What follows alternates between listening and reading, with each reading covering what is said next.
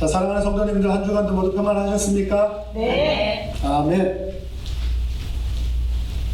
우리 마음을 활짝 열고 우리 마음 가운데 우리 김은찬 성도님이 기도했던 것처럼 불평과 불만이 아니라 작은 것에도 감사할 수 있는 마음이 우리 마음 가운데 있다면 우리 인생은 좀 더 나아지고 더 행복하고 또 우리가 살아가는 공동체도 그런 풍성함을 누리게 될 줄 믿습니다. 아멘. 여러분들의 마음이 더 큰 감사로 억지로가 아니라 우러나서 쌓여지게 되기를 간절히 바랍니다. 자, 오늘은 사도행전 16절에서 34절의 말씀을 통해서 위기를 대한 그리스도인의 자세라는 제목으로 함께 말씀을 나누고자 합니다. 자, 많은 사람들은 자신의 이익에 아주 예민하지 않습니까? 어떻게 우리가 그걸 잘 알 수 있냐면 제 자신을 봐도 알 수 있고, 또 성도님들은 어떤지 모르겠어요. 성도님들도 내 이익이, 내가 가지고 있는 권리가 손해볼 때 그것에 대해서 어떤 마음을 갖게 되는지 한번 스스로 물어보시기 바랍니다. 요새 한국 사회의 가장 큰 문제 중에 하나가 부동산 문제 아닙니까?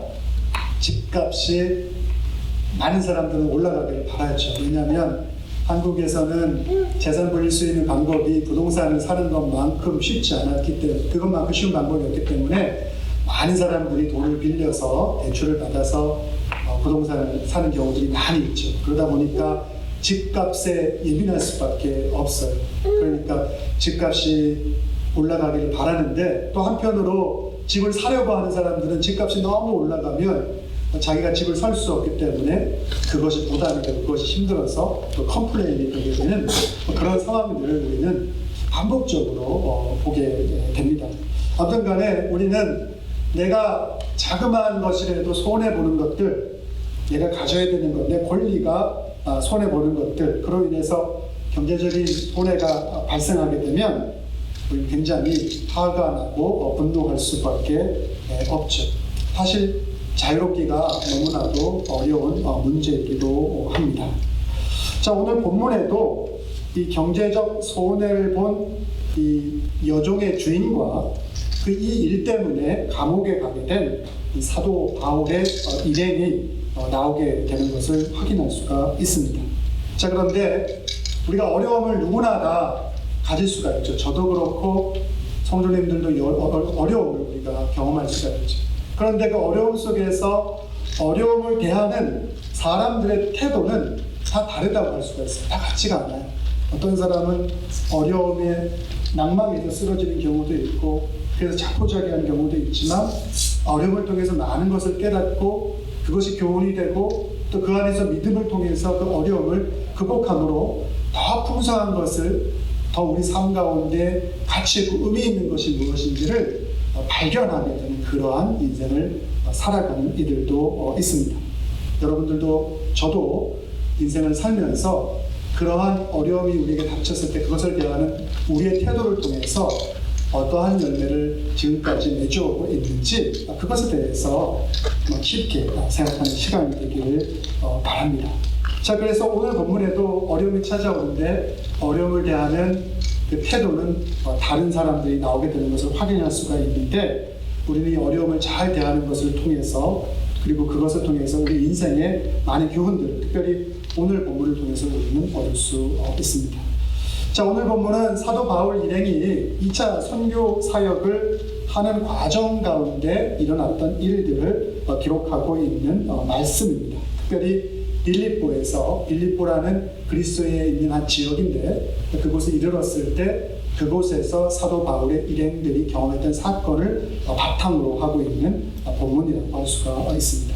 자, 사도 바울이 선교했던 이 빌립보 지역에는 시나고그, 회당이 없었어요. 유대인들은 흩어져서 살면서도 이 회당을 중심으로 모여서 하나님의 말씀을 읽었죠.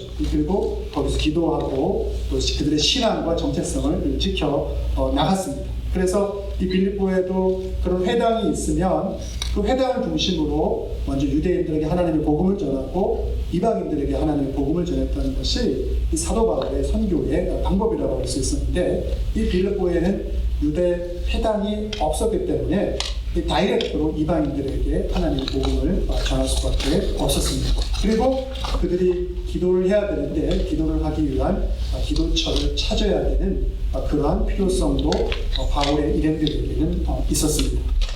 자, 전체적으로 본다면 빌립보에서의 바울의 선교는 다른 지역에 비교했을 때, 바울의 선교의 다른 지역과 비교했을 때 굉장히 성공적인 지역이었다고 할 수가 있죠. 그래서 지금도 빌립보 지역에 가게 되면 루디아 기념교회라고 해서 이 루디아라는 여인이 부자 여인이었는데 유장사라고 하잖아요. 그걸 통해서 옷감을 팔아서 염색을 해서 팔았는데 그걸 통해서 많은 수익을 얻었고 또 그것을 통해서 사도 바울이 선교를 할 수 있는 물질적인 서포트 여러 가지를 했던 여인인데 그 루디아를 만났었고 충실한 선교의 조력자였었고 그리고 그것을 통해서 유럽 최초의 교회가 빌립보 지역에 설립되는 그런 놀라운 역사를 이루었던 곳이 바로 이 바울이 2차 선교회에 선교를 했던 빌립보라고 할 수가 있습니다. 자, 모든 것이 좋아 보이고 굉장히 선교적 성공을 보였던 것처럼 보이지만 그렇다고 해서 빌립보 지역에서의 선교가 다 이렇게 무난하게 편안하게 다 이루어졌던 것이 아니라 그 가운데서도 어려움이 있었고 도전이 있었고 그 도전이라는 것이 이 바울이 선교하는 데 있어서 굉장히 치명적인 어려움을 그들의 사역 가운데 찾아왔다는 것을 오늘 우리는 본문을 통해서 확인할 수가 있습니다. 자, 바울이 빌립보에서 경험하게 됐던 선교에 있어서 가장 큰 어려움이 무엇이냐면 바로 오늘 이 본문의 사건에서 드러나고 있는 것처럼 바울이 이방인들에게 선교를 하는데 하나님의 복음을 전하는데 그것을 방해하는 한 여인을 만나게 됩니다. 여종입니다. 귀신 들린 여종인데 이 여종은 귀신이 들렸으니까 귀신들도 악한 세력들도 영적인 세력들도 이렇게 능력이 있잖아요. 그래서 이 귀신 들린 여종을 통해서 미래를 점칠 수 있는 그러한 능력을 소유하고 있었어요. 그래서 이 여종을 소유한 주인이 이 여종을 통해서 쉽게 얘기해서 무당이죠. 점을 쳤죠. 그래서 그걸 통해서 많은 수익들을 벌어들였죠. 그래서 이 여종이 지금 사도 바울이 하나님의 말씀을 전하는 곳마다 따라다니면서 그걸 막 방해하는 거예요. 시끄럽게 마구마구 떠들면서 그 일들을 방해하게 하는 이 사건들을 볼 수가 있죠. 그래서 사도 바울이 이 여종이 귀신 들린 것을 알고 그 영혼이 불쌍해서 그 영혼을 치료해주고 고쳐주게 됨을 통해서 귀신이 그 여종에서부터 나오게 되죠. 그러면서 이 귀신 들린 여종이 이제 미래를 보고 점치는 그러한 능력을 상실하게 됩니다. 그래서 주인들이 이 사건으로 인해서 자신들의 여종이 돈을 이제 벌 수 있는 그런 수단으로서의 가치를 상실하는 것을 알고 그것 때문에 굉장히 분노하고 화내고 그래서 사도 바울 일행이 유대인들이나 배워야 되는 그 도를 이방 가운데 선포함을 통해서 로마의 지배에서 다스리고 있는 이 땅 가운데 이 사회의 통속을 어지럽힌다는 그러한 이유를 통해서 명백한 죄가 없음에도 불구하고 이 사도 바울의 일행들을 감옥으로 몰아넣는 그러한 악행을 저지르게 된 것을 볼 수가 있습니다. 그런데 그럼에도 불구하고 잘 알다시피 하나님께서 놀라운 기적적인 초자연적인 능력을 통해서 감옥의 지진을 일어나게 함을 통해서 감옥문이 열리게 함을 통해서 사도 바울의 일행이 감옥을 나갈 수 있는 놀라운 은혜를 허락해 주지 않습니까? 그런데 그럼에도 불구하고 사도 바울의 일행이 감옥을 나서지 않고 그 책임 때문에 죽기를 각오하고 자살하려고 하는 간수에게 오히려 하나님 나라의 복음을 전함을 통해서 그 가정이 구원받게 하는 놀라운 일들을 했던 것. 그것이 바로 바울과 실라가 감옥에서 있었던 사건, 그리고 이 귀신 들린 여종을 통해서 만나서 감옥에 가게 돼서 그 이후에 일어나게 했던 그 사건이라고 할 수가 있는 것이죠. 고난의 연속이 없고 힘든 것도 많이 있었지만 결국에는 주님께서 함께 하시는 엄청나게 아름다운 열매를 맺었다는 것을 우리는 확인할 수가 있는 거죠. 그래서 고난이 우리의 삶 가운데 온다 하더라도 어려움이 우리의 삶 가운데 온다 하더라도 그것을 우리가 어떠한 마음으로 받아들이고 그것을 우리가 어떻게 다스리는 것이 정말 중요한 것을 오늘 본문은 우리들에게 보여주고 있는 것. 주님이 말씀하시잖아요. 내 뺨을 때리는 사람에게 오른쪽 뺨을 때리면 왼쪽 뺨도 내밀라고 하잖아요.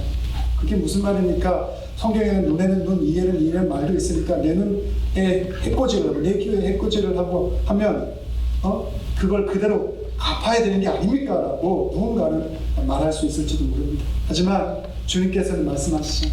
우리가 좀 손해보는 것 같아도 우리가 좀 더 어려운 가운데 오래 머물게 되는 것 같아도 우리의 마음이 주님의 뜻에 합하고 주님이 원하시는 것을 이루려고 하고 주님께 간절하게 구할 때 그 모든 것을 행하시는 이는 결국에 주님인 것을 그리고 그분을 통해서 가장 풍성한 열매가 우리의 삶 가운데 주어지기 때문에 성경은 분명하게 말씀하고 있죠. 그래서 저와 여러분이 어려움 속에서도 우리 지금 난 목사님 괜찮아요 그거 아니라 우리의 삶 가운데 어려움은 언제라도 우리에게 찾아올 수 있습니다. 그것에 대해서 또는 내가 지금 특별한 문제가 없다 하더라도 내 마음가짐이 정말 풍성함이 있는지 주님 주신 거죠.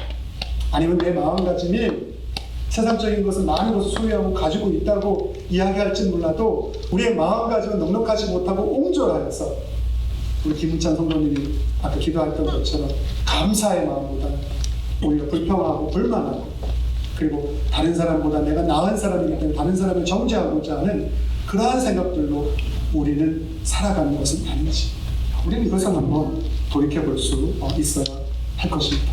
자, 그래서 오늘 본문에 보게 되면 기도처를 찾아서 이 바울과 디모데와 실라와 누가가 기도처를 향해서 가는 중이었어요. 아까도 말씀드린 것처럼 귀신 들린 여종을 만납니다. 근데 여종이 뭐라고 소리치면서 사도 바울 일행이 하나님의 복음을 전하는 것을 방해하냐면 이 사람들은 지극히 높은 하나님의 종으로서 구원의 길을 너에게 전하는 자다라고 외칩니다. 여러분 근데 이 대목만 보면 너무 지당한 말 아닙니까? 이 사람들은 지극히 높은 하나님의 종이죠. 하나님의 종으로서 구원의 길을 선포하기 위해서 복음을 전하고 있는 것. 이건 사도 바울의 일행들이 하고 있는 일들이 맞죠. 근데 그걸 통해서 계속해서 시끄럽게 하면서 이 사도 바울의 일행들을 괴롭히고 있는 모습을 볼 수가 있습니다. 그래서 결국에는 귀신을 내어쫓죠. 여러분 예수님께서도 악한 이들을 고쳐주시고 병든 자들을 고쳐주실 때 귀신 들리는 이들이 찾아와서 예수님께 해방하죠. 주님도 우리가 무슨 상관이 있어서 여기 와서 이렇게 하십니까? 우리 속이 떠나십시오라고 얘기하든가. 아무튼 악한 영이라는 것은 주님의 복음이 세상 가운데 온전하게 선포되어지는 것을 방해하려고 항상 여러 가지 방법과 모양으로 우리의 삶 가운데 다가오게 되는 것을 볼 수가 있죠. 하지만 그럼에도 불구하고 하나님께서는 놀라운 섭리 속에서 모든 일들을 주님의 뜻 가운데서 주님을 의지하고자 할 때 온전하게 풍성하게 바꿔주시는 놀라운 간섭하시는 우리의 삶 가운데 보여주는 것을 우리는 성경의 본문 속에서 또 우리의 삶 속에서도 경험할 수 있게 되는 것입니다. 자, 그렇다면 오늘 이 사건을 통해서 우리가 얻을 수 있는 교훈이 무엇일까요? 먼저 우리 그리스도인은 어려움이 처하게 되었을 때 우리 마음의 동기를 잘 살필 수 있어야 할 것입니다. 우리 마음이 어떠한 동기를 가지고 있는지 이것을 우리는 잘 바라볼 수 있어요. 우리는 사람들에게 나를 포장하기 위해서 거짓말할 때가 많죠. 그런 것을 잘하면 우리 사회생활 참 잘한다라고 표현하죠. 예를 들어서 그런 거예요. 막 화가 나고 열받고 막 분노가 치밀어 오르는데도 마치 나는 그렇지 않은 것처럼 이렇게 하는 것도 사회생활하는 데 있어서 참 지혜다라고 얘기하죠. 근데 그건 지혜일 수 있을 수 있어요. 하지만 우리는 그러한 마음 밑바닥 가운데 우리가 가지고 있는 진짜 우리의 마음, 어려움과 힘듦과 내가 무엇인가를 손해보고 내가 무엇인가를 잃게 되었을 때 그것에 대해서 우리의 마음 밑바닥에 가지고 있는 그 마음이 무엇을 향하고 있는지 볼 수가 있어요. 그것이 주님의 뜻에 합당한 것인가 아니면 주님의 뜻에는 합당한 것이 아닌 마음을 가지고 있는 거예요. 쉽게 얘기해서 내 마음이 내 동기라는 것이 불쌍함과 긍휼함 그것을 가지고 세상을 바라보는 그러한 눈이 있는 것입니다. 아니면 나는 괜찮은 사람이야, 나는 잘났어, 나는 누구보다는 나아, 그러한 교만함으로 누군가를 정죄하려고 하는 그러한 마음이 아닐까. 주님이 하나님의 자녀들에게 배우기를 원하는 가장 큰 마음은 누구보다도 하나님의 뜻을 행하는 것인데, 하나님의 뜻을 행하는 것은 주님이 우리를 위해서 모든 것을 내어주셨듯이 다른 사람들을 사랑하고 섬기는 거죠. 자기의 모든 것을 내어주더라도 그것을 하는 것이 바로 주님의 뜻이죠. 근데 우리는 주님처럼 우리의 모든 것 내어줘서 그 사랑하기 너무 힘들지 않습니까? 자기 자녀도, 자기 아내도, 자기 남편도, 자기 부모에 대해서도 자기 모든 것 내어주고 사랑하는 것, 여러분 쉽습니까? 그럴 수 있어요. 뭐 자식을 위해서는 할 수 있어요. 부모를 위해서는 할 수 있어요. 그렇게 우리는 이야기할 수 있을지 모르지만 또 그렇게 할 수 있을지도 몰라요. 하지만 우리가 누군가 가장 나에게 소중하다고 여겨지는 것에 대해서도 나 자신을 내어줘서 그들을 섬기고 사랑하는 것은 쉽지가 않죠. 하물며 나와 전혀 그런 거 상관없이 이해관계 안에서 맺혀져 있는 그러한 관계 속에서 누군가를 나의 모든 것을 다해서 사랑한다는 것은 정말 우리의 의지를 가지고 내가 그렇게 하려고 결단한다고 해서 우리가 할 수 있는 일들이 아니죠. 오늘 요정도 사도 바울의 일행에 대해서 하나님의 직한 종으로서 하나님 말씀을 선포하는 자리로 고백한 것은 맞는 이야기지만, 결국 이 여종이 하려고 했던 것은, 이 귀신이 하려고 했던 것은 예수 그리스도께서 전하고자 하는 그 복음을 선포하는 것을 방해하려고 했던 거죠.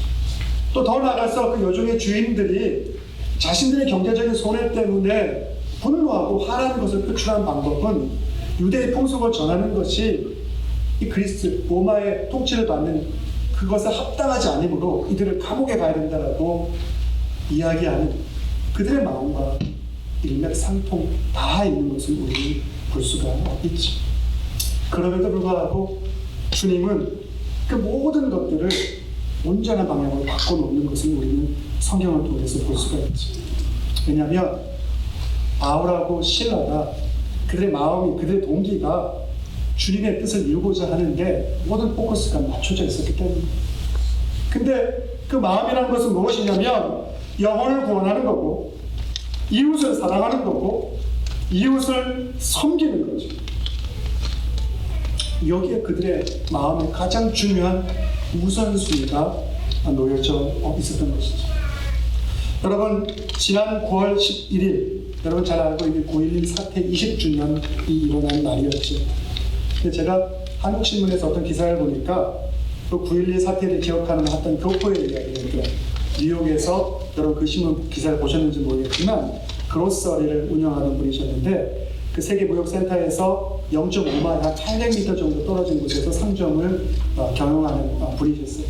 근데 9.11 사태가 일어나고 나서 막 소방관들이 이제 그 사건 현장에서 사람들을 막 구해내기 위해서 애쓰지 않습니까? 그런 가운데 온통 먼지를 뒤집어 쓴 소방관 한 명을 이 사람이 가게가 멀지 않았으니까 보게 됐다고 합니다. 그래서 그에게 물을 가져다 주고 또 그 소방관이 쉴 수 있는 그러한 쉴 자리를 자기 가게를 통해서 마련해 주었다고 합니다.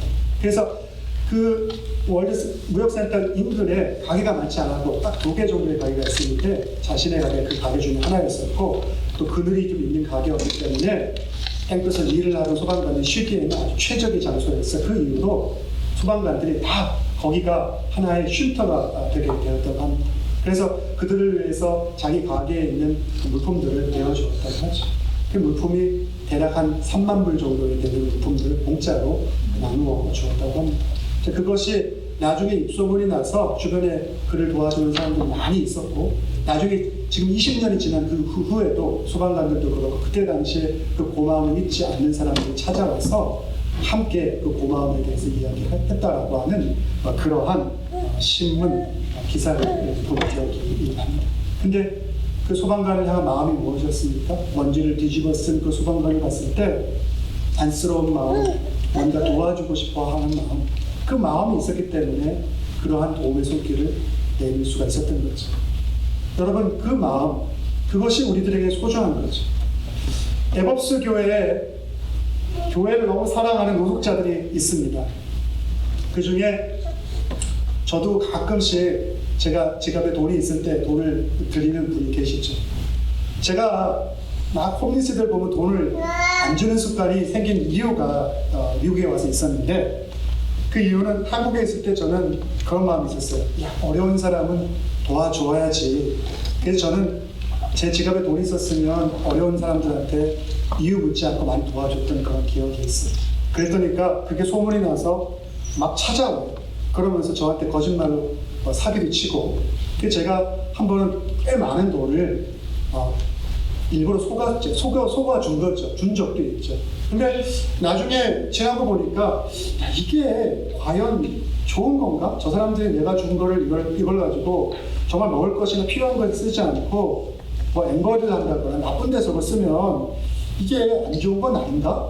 이런 생각이 드니까 이제 홈리스 비슷한 사람들을 만나면 이 계산을 하게 되더라고요.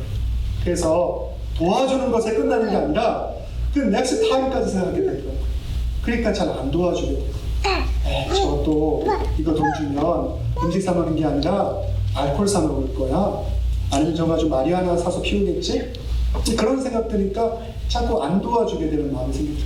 근데 제가 그런 거 내려놨어요. 뭐 그렇다고 해서 보는 홈리스마다 다 도와주는 건 아닌데, 그냥 주님이 도와주라고 하는 그 마음이 저한테 있게 하시면 그냥 도와주는 거예요. 그리고 그 뒷일에 대해서는 이분들이 그걸 가지고 뭐 돈벌이를 하시든 아니면 당신의 다른 필요를 가지고 그걸 사용하든, 그거에 대해서는 내가 관여할 바가 아니구나. 그냥 주님이 주시는 마음으로 국률하게 조금이라도 그런 마음을 주신다면 그것으로 행하는 것이 주님의 뜻이 아닐까라는 그러한 생각을 가지고 지금은 살아갑니다. 그러면서 우리 마음의 그런 동기들을 살피게 됩니다. 여러분, 우리 마음의 동기라는 것이 주님 보시기에 합당한 그러한 모양을 담고 있었으면 좋겠습니다. 사람끼리는 서로가 서로를 속일 수 있을지 모르지만 우리는 주님을 속일 수는 없고, 주님 안에서는 우리의 모든 것이 드러날 수밖에 없습니다. 적어도 우리의 마음이 주님 안에서 좀 더 정결하고 좀 더 주님 보시기에 합당한 모습으로 우리 내면이 그것을 향해서 나갈 수 있는 그런 느낌이 있게 되기를 간절히 바랍니다. 자, 그리고 주님은 우리 마음의 그러한 동기도 주님 안의 뜻대로 할 것을 우리에게 요구하시지만, 또 오늘 본문을 통해서 우리가 생각해 수 있는 것은 그리스도인이 사회적인 책임을 잘 감당할 수 있어야 된다는 것이죠. 감옥에 갇히게 될 이 신라 그리고 바울, 이 일행이 나올 수 있는 기회를 얻었음에도 불구하고 나오지 않았잖아요. 간수가 책임감 있는 간수죠. 죄인들을 놓쳤으니까 그것 때문에 스스로 목숨을 끊으려고 하니까 최소한 굉장히 책임감 있는 그런 모습을 보여주고 있는 간수인데, 그가 죽으려고 하니까 그를 불쌍히 여겨서 나가지 않아요. 그리고 우리 여기 있습니다. 걱정하지 마세요. 죄인들이 도망간 것 때문에 누군가 당신에게 책임을 물을 리가 없으니까 걱정하지 마세요. 라고 하면서 그 자리에 있죠. 너무나 놀라죠, 간수. 그래서 이들이 전하는 복음이 뭔지에 대해서 관심을 갖게 되고 복음을 듣게 되고 그것을 통해서 구원을 받게 되고, 그리고 이 유럽 지역에 세워지는 이 빌립보 교회, 최초의 교회의 한 그리스도인으로서의 그 역할을 감당하게 되는 놀라운 축복을 받게 되는 것을 볼 수가 있습니다. 자, 그런데 사회적 책임이라고 하는데, 여러분, 사회적 책임이라는 것이 뭔가 대단한 일을 우리가 하면 사회적 책임을 하는 거라고 우리가 생각할 수 있는데, 그게 아니에요. 우리가 주님 안에서 주님이 내게 주신 그 그리스도인의 정체성, 가치관, 그것만 지키면 우리는 사회적 책임을 이뤄나갈 수가 있어요.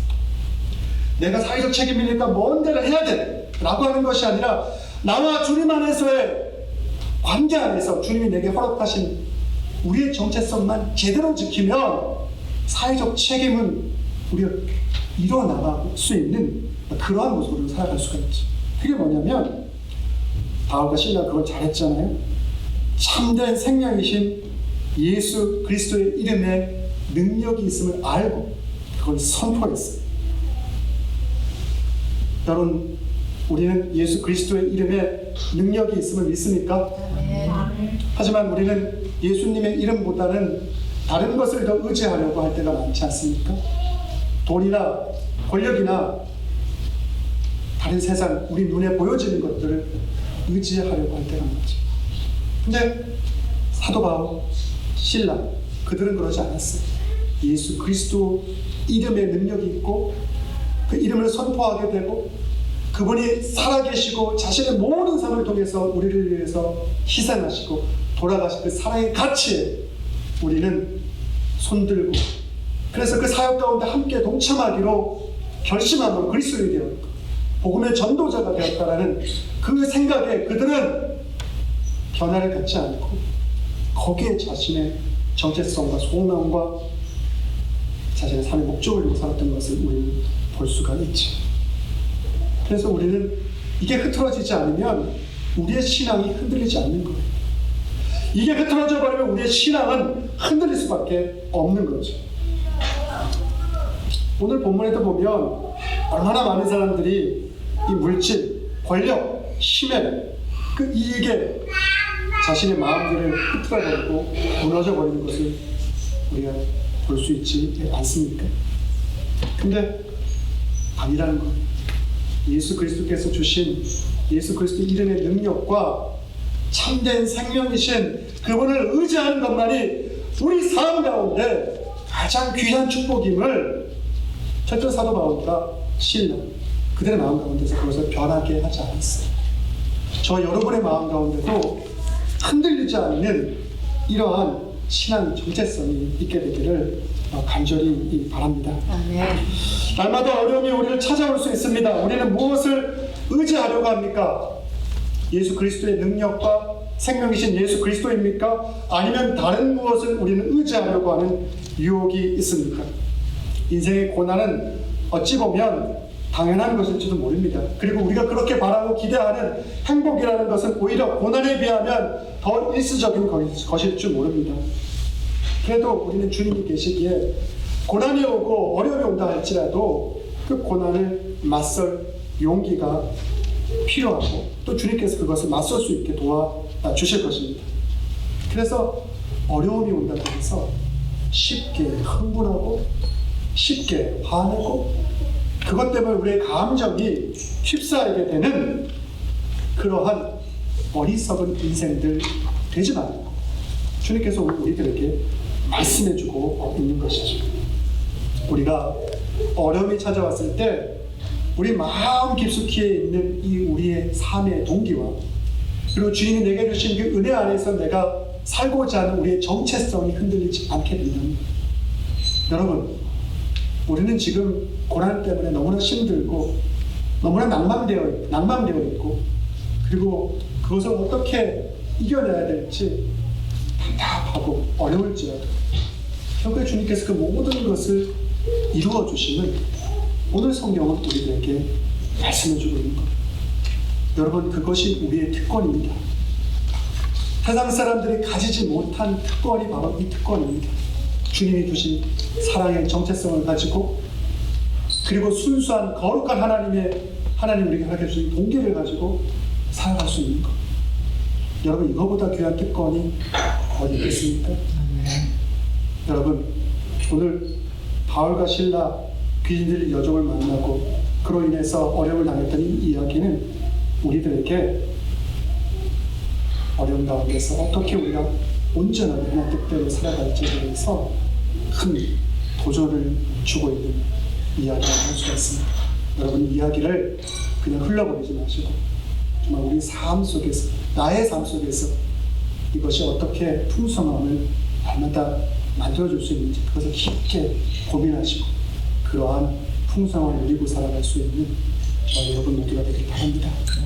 주님 살아계시고 주님 능력이 있으셔서 우리 절대 포기하지 않으시고 주님 안에 주님 붙들고 살아가려고 할 때 우리 온전하게 지켜주십니다.